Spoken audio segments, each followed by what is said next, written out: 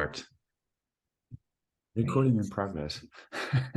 All right. Khaleelah, welcome to the driving seat, my podcast. So we spoke each other during around New Year's Eve. Yeah. It was In actually exactly New Year's Eve, wasn't it? Or New Year's Day, maybe? yeah. So first day of the year in London, and we talked about your work, your previous work, and also a book you're working on. And I was curious to hear, first of all, of course, how you're doing. Well, that is, it shouldn't be a big question, but I guess that it is. And obviously, because of our conversation on New Year's Eve, I guess you know a little bit about that. But for everyone who doesn't, I recently sold my business, and that kind of caused this big, well, everyone was like, oh, you should be celebrating, and it's great news. And of course it is. It also was a huge moment of like loss of identity for me. Um, Mm-hmm. I had put so much of myself into the identity of being this founder and this CEO. And so this is a very long answer to a short question, but That's I'm all right. actually feeling like I'm doing better Yeah. than I have been in a while. I've been able to, really pour myself into other pursuits, both professional and personal, which feels great. Yeah, you've been able to reconfigure after selling the company. Exactly. Okay, nice. So maybe we can already jump into your previous company. So how did you start that up? Like, where did you come from before starting the company?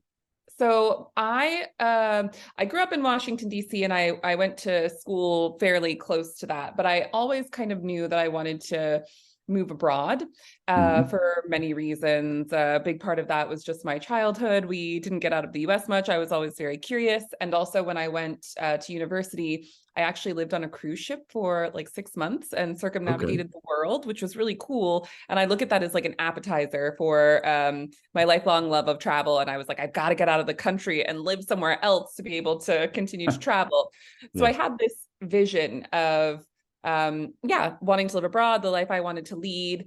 And so I was looking for ways to do that. And the way that became like the easiest and most abundantly clear was to go off and get a master's degree. But a Okay. master's degree, even in Europe, which is much cheaper than the US, is not free, or at least it's not for an international student. I know that some places in Europe do have Yeah. free education. You probably know a little bit about that coming from the Netherlands. But I had to find a way to pay for Yeah. myself. So I Hmm. actually started freelancing, and I started so small. I mean, I was writing tweets for people, I was ghostwriting books, I was transcribing things. And I kid you not, from there, I started from there and I worked my way up to working with Peloton, with Italis, some of the biggest brand names Yeah. in the world, and creating my company. So a lot of people have asked me, like, did you know that you wanted to start a marketing agency from the moment you were born or whatever? And I just kind of I fell into it because Yeah. I had this vision for my life and what I wanted it to be, and the flexibility of starting a business and being able to help people from the place of being like a remote worker, that fit into the fact that I was also at school at the time, so it kind of just checked boxes and I kind of fell into it Yeah. basically without Yeah. meaning to. Or was it more of a means to an end than like a goal? Exactly, which is probably why now I'm sitting here having to deconstruct and reconstruct my life, because it definitely is not something that I was like having a fire about doing initially, for sure. Yeah. So you have to find what purpose you want to serve. Yeah, Yeah. exactly. What's next? Exactly. Yeah. And so you've wrote a book, or you're still busy with the book. How does that tie in with this journey? Yeah, that's a really great question. So I guess there's kind of a two-pronged answer. So on one side, after my master's degree, I took some years off and I went into corporate life, still doing the freelancing. And so that was helpful because I was able to spin back up into doing freelancing and then the agency and take those contacts along. But since I then went back to get my PhD, I actually have already written a book. Uh-huh. And during that process, I became really interested in just history in general. Yeah. When you're getting a PhD, obviously you're looking at focusing on lots of different intellectual pursuits. And so even though I was Because growing my what company, was your PhD on so or it was an about? emerging media history, Emerging which is a media very history. specific topic. Yeah. I was looking at it from the perspective of I was already doing all this marketing work. I'm really interested in the way that people communicate. So I was looking at different modes of communication through the years, starting with the radio and ending with like Twitter, essentially. Okay. Yeah. Yeah. So it was really an interesting journey, but I just became interested in kind of all types of history. So there's kind of that strand of things. And then obviously as a female in the workplace, but also an entrepreneur who was going out and raising money and doing sales and all these things, I really started to keenly feel what it was like to be at a very distinct disadvantage in the corporate space and just in the business world in general. And so I kind of have combined that interest in history with those lived experiences. And I'm working on a book about the history of women in the workplace Yeah.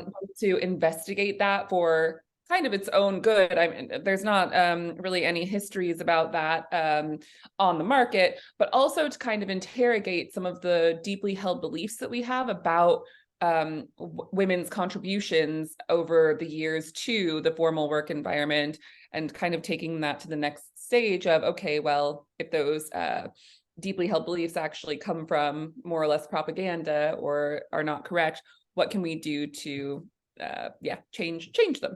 Yeah. Yeah. Yeah. That's interesting because where would that come from? This idea, or why is it such a popular thing to say, like, oh, women don't have a place in the workforce for a long time, so starting in the 50s is usually what is said. What do you think is the reason why this is being said? What's behind it, you think? Yeah, there's a lot of things that I've come across in my research, but one of the things that's really clear is obviously prior to the world wars, I mean, this is arguable too. There were lots of women who were working in factories. There were lots of women who actually had more formal jobs as secretaries. I mean, obviously, we also have the whole indentured servitude and slavery. So kind of putting those things aside, Yeah. I suppose that the common discourse is that women's places were in the home Yeah. or homestead, depending on their socioeconomic status. But then the two wars, and happening so close together with a worldwide depression, or at least in Europe and in North America in between, Yeah. that forced women to have to go out into the workplace. And then, of course, you had mass casualties after World War II, which made it so that it was even there just needed to be more and more people in the labor force. Yeah. But then in the 1950s, you do start to see a whole new generation growing up, especially of men, who then feel that perhaps things have changed too fast. It's interesting because I think we're kind of seeing something very similar today with this whole Andrew Tate and kind of this pushback against this third wave feminism. But anyway, Yeah. you do see a bit of a swing where it's saying, oh, well, you've had your time. Thanks for stepping up for the sake of your countries, but we've got it again. We've got it now. And I think that that's where this kind of, I mean, it's weird to call the 50s recent, although my mother would probably appreciate that, but where this most recent kind of wave of propaganda against women in the workplace has probably come from. Yeah, and a historical perspective, if you take all of the history of humankind, the 50s is not that long ago, of course. Exactly. Yeah. When we spoke about it, I said, like, oh yeah, this reminds me of specifically of Jordan Peterson, because this is one of his hobby horses, and he uses it to explain maybe things that are commonplace now, but we want to do something about, like the gender wage gap, and like it's only recent, so give it time. That seems to be the underlying message. Give it time, and it will be solved eventually, because it's going closer to each other or something. But what I understand from you is that's not per se a reaction towards it. It stands on itself, and you want to bring out a different message, just to create an alternative. Where what's the goal or the message you want to bring across? Is it just that, or is there more to it? I think that one of the things that I've been experiencing in the last couple of years, and obviously the caveat here is that the last couple of years have been uncommon by anybody's definition, regardless of whether we're looking at like the long arc of history or not. It's been a strange couple of years.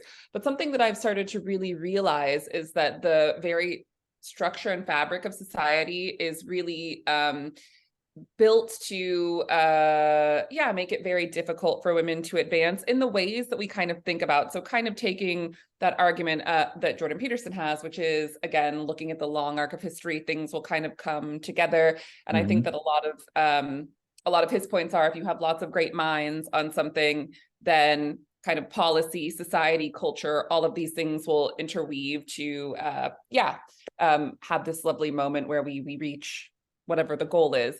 Yeah. I think that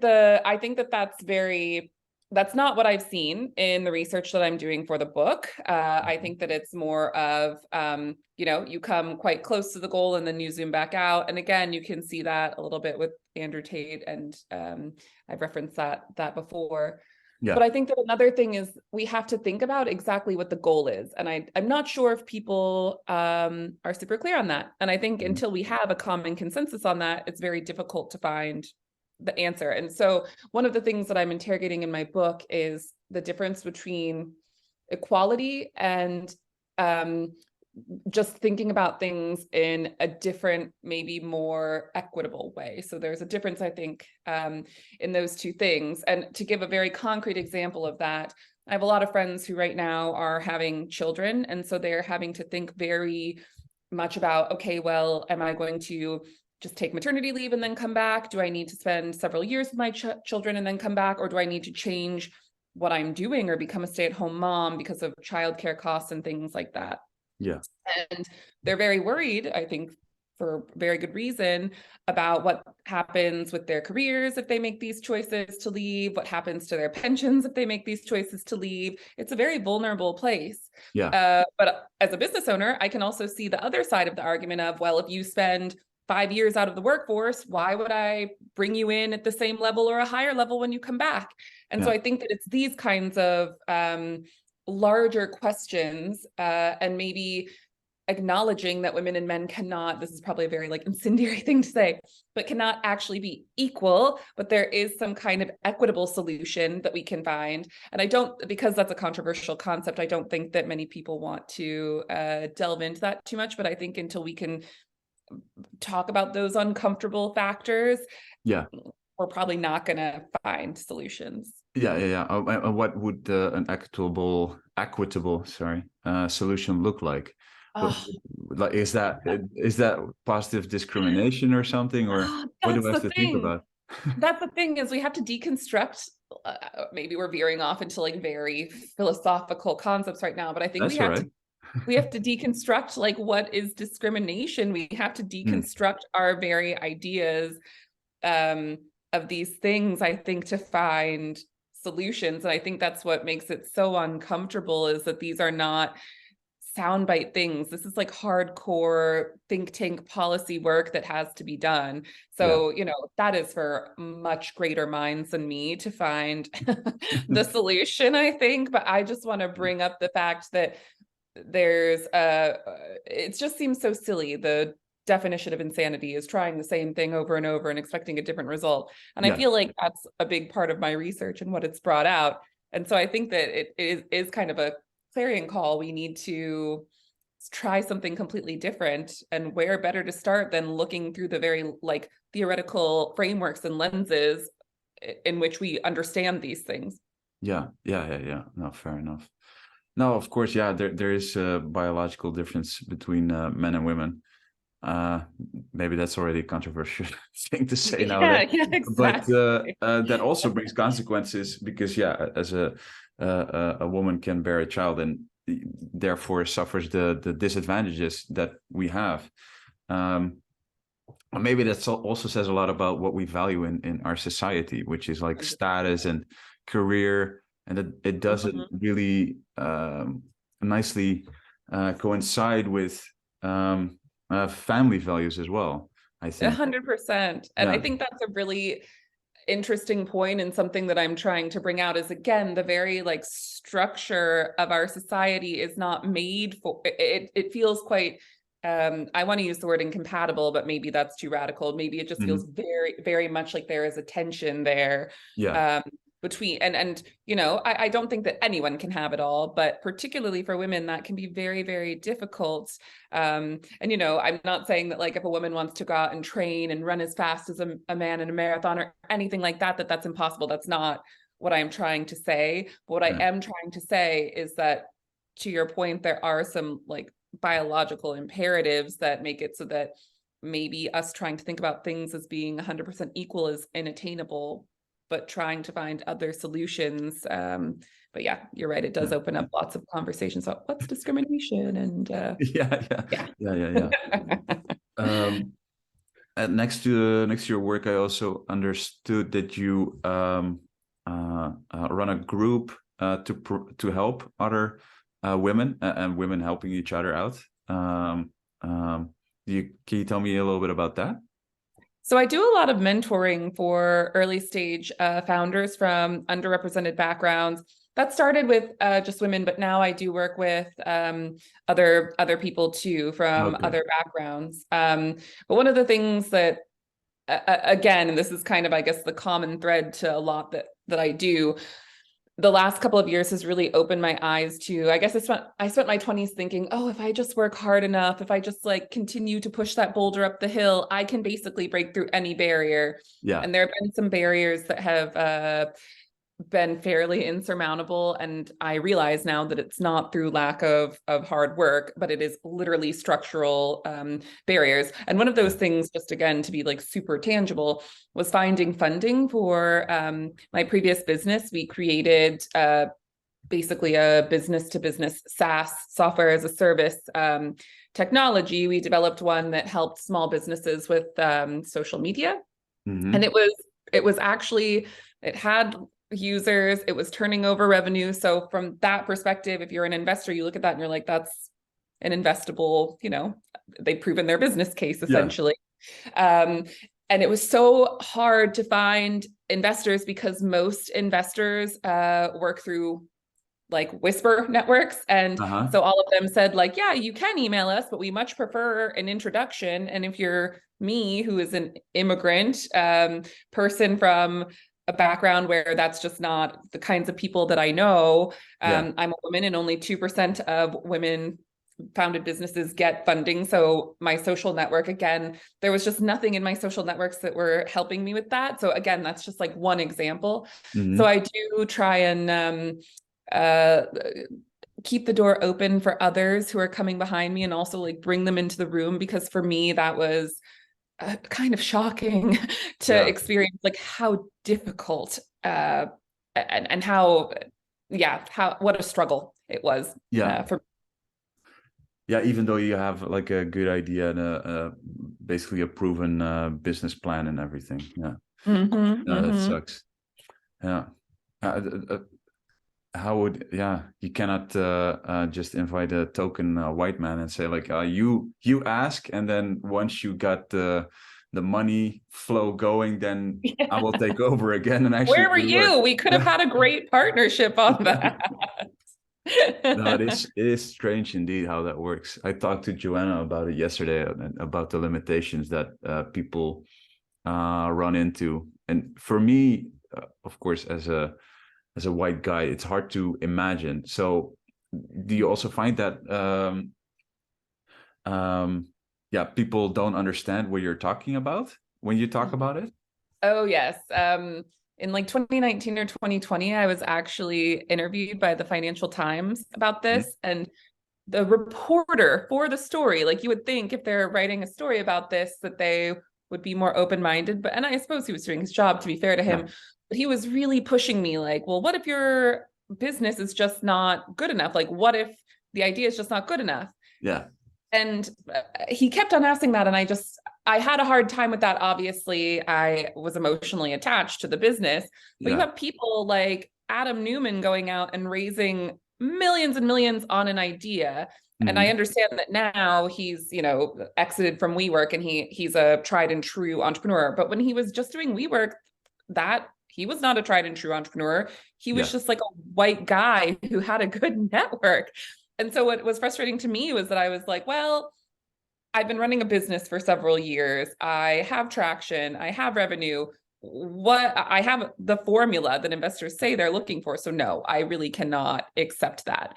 And so I think that it's something that, and it's the same thing if you're talking to someone about something completely different. I talk to a lot of my Muslim friends, for example, about Islamophobia, and that's just not something that I've experienced because that's not my lived experience. Yeah. So I think that I have a lot of empathy and like I understand why that is, but it can obviously be very frustrating when you realize the actual repercussions of that in terms of there are some people with amazing ideas out there that could be life-changing and they just don't get the opportunity to be heard because they don't know the right people.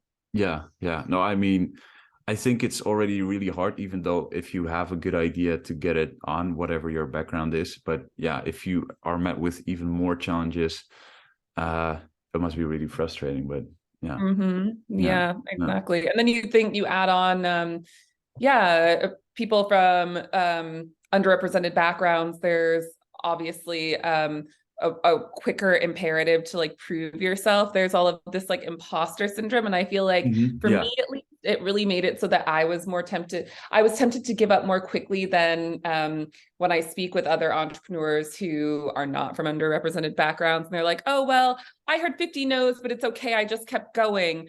For me, that was a huge eye-opening moment because when I was getting no's, I was like, well, it must just be because I have a bad idea or because, I'm not good enough. I already am here kind of out on a limb.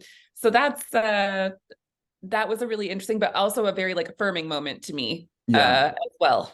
Yeah. Is that then also that because of the narrative you are sort of provided with an easy escape, so if things don't work out you can blame like it's because I am this or I am that and people don't want to give me the opportunity, so I'm just going to give up.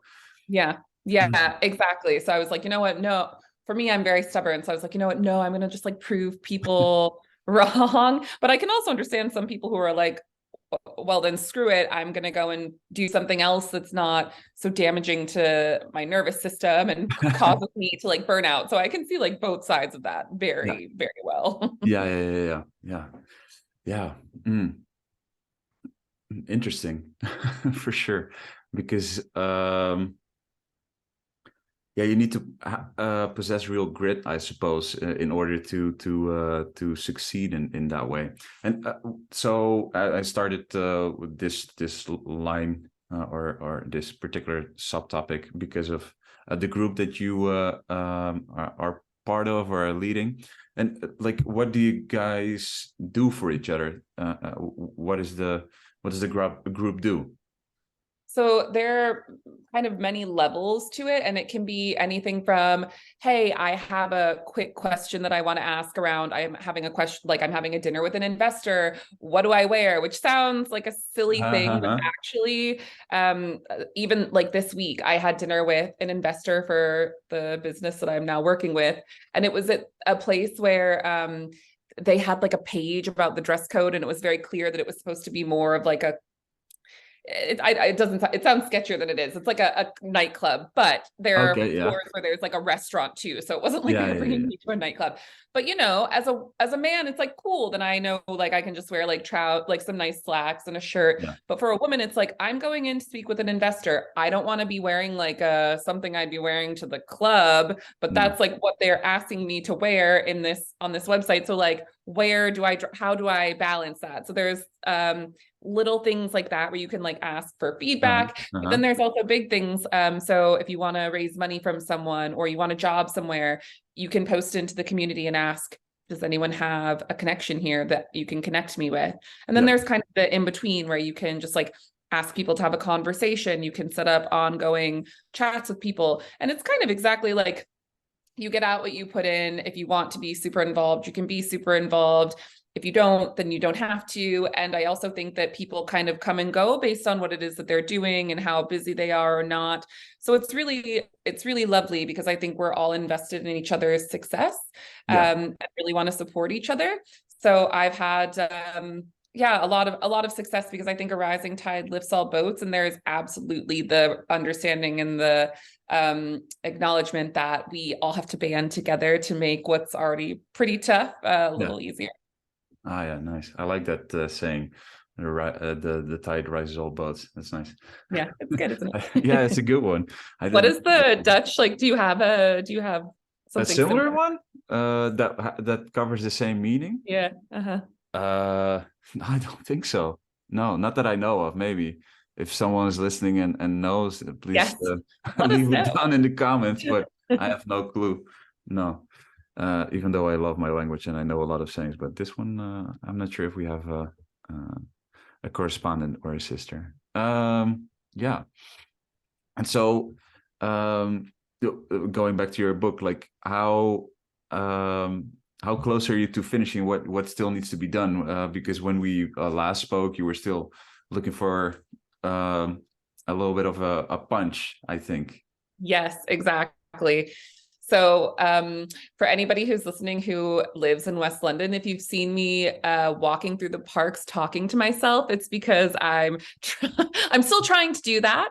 And I've been really, really sitting with some of the things that we were talking about a little bit earlier, and how to get across that point in a less controversial way. And it would be interesting to hear your thoughts on that, actually, because part of me thinks that if I go out and am controversial, then people will at least pay attention. But I also think that the best way to get people to pay attention in a negative way is to be controversial. What I want is for people to be open to the information that I'm trying to share, rather than for someone to like hate read it and already make up their mind from, whatever the cover says or whatever they hear about it. So, I think that I now have the punch. It's that it's okay for this to not be equal, and we need to come from that place of maybe looking for equity rather than equality. But I think that, as we've been talking about, that means that there's some inherent, probably emotive elements there, and I don't want to turn people off just immediately. What do you think about that? That's a good question, because talking about equity, then I also am a little apprehensive. I immediately think like, that's a sort of an end goal or a result, but how do you get there? And it seems like then you quickly think of almost like communist measurements. Yes, exactly.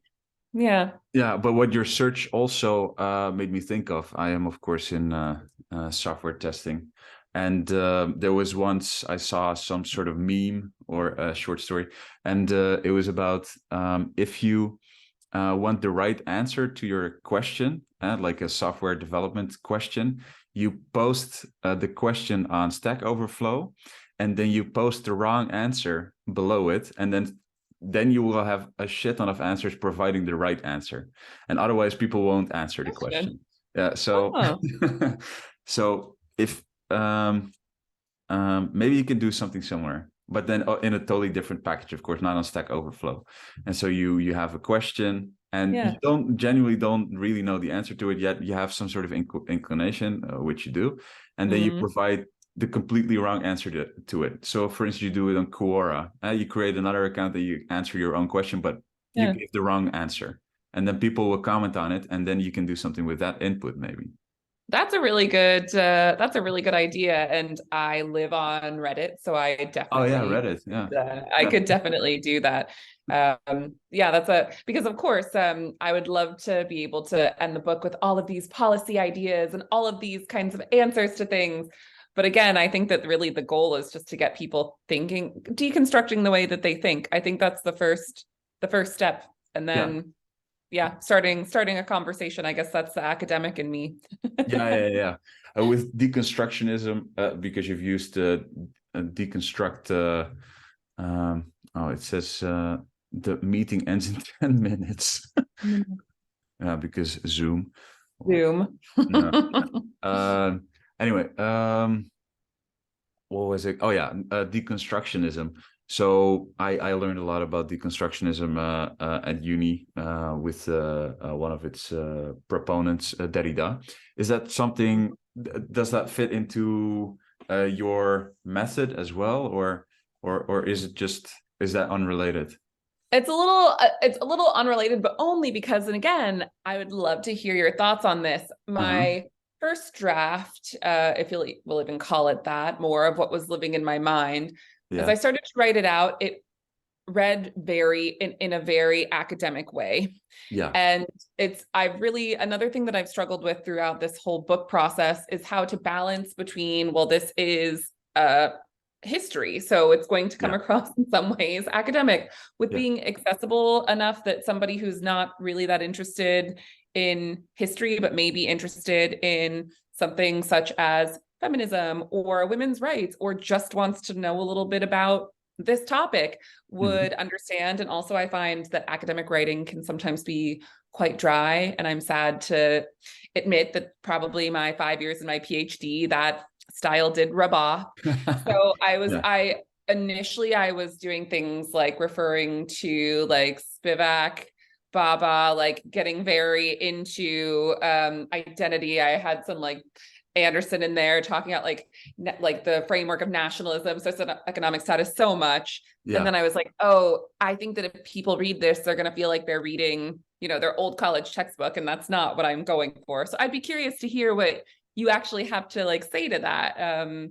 Uh, Knowing that my audience is not necessarily somebody who wants to go back and relive their academic college days. yeah, I had to read a little bit of Kietra Spivak Mm-hmm. as well, and it's super interesting to engage with, but it's super hard to apply the mental models that Yeah. she discusses and other philosophers and theorists, and apply it to the real world. Yes, exactly. Mm-hmm. I find that very difficult. And what I like about I like Peterson is that it's super practical, and it's Yeah. like there's a little bit of a story and there's something applied. And that's yeah, with the history book, you would go for a little bit of a different approach, I'd say. But what I would try is really try and sketch the context, the historical context. So because what I find interesting is like, okay, 100 years ago, this was common practice, and that's really weird if we would do it now. But Mm. because of these factors, it made sense. And so if you can include those factors as well, I think it would be the more interesting to read. And I don't think you need to provide people with, let's say, a punch.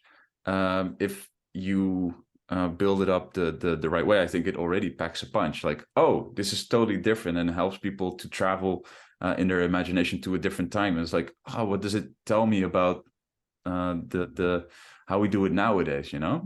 Yeah. Um, yeah. Yeah. That's helpful. And yes, I think that contextualizing is really interesting, because as much as we think that things have changed, it's like, oh, the context might have changed, but actually the ways in which things were done and the outcomes have not, which is actually quite fascinating. Oh yeah, yeah. That's already, I think, a very strong message. Yeah, Mm-hmm, yeah, mm-hmm, yeah. mm-hmm. So yeah, hopefully you can do something with it. We'll see. Yeah, exactly. All right. Because I am a cheap guy, I didn't buy Zoom, so we only have 5 minutes left. So we should really try and make the best use of our time. Yes. And of course, yeah, of course, thank you very much for doing this. Is there anything that you want to bring to light, discuss in the this time that we have left? I think that that's it. I mean, thank you so much for this great conversation. I feel like every conversation that I have helps me refine my ideas more and more, and also to get your feedback is really helpful too. So just thank you very much for being an intellectual sparring partner and sounding board. I appreciate that.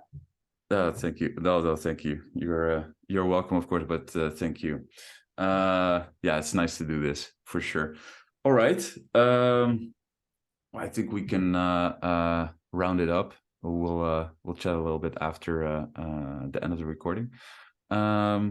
Yeah, so anyone who's listening or checking this out on YouTube, don't forget to subscribe, of course. Nobody ever does, but still, I'll keep saying it. And drop a like. And yeah, thank you for watching. Bye-bye.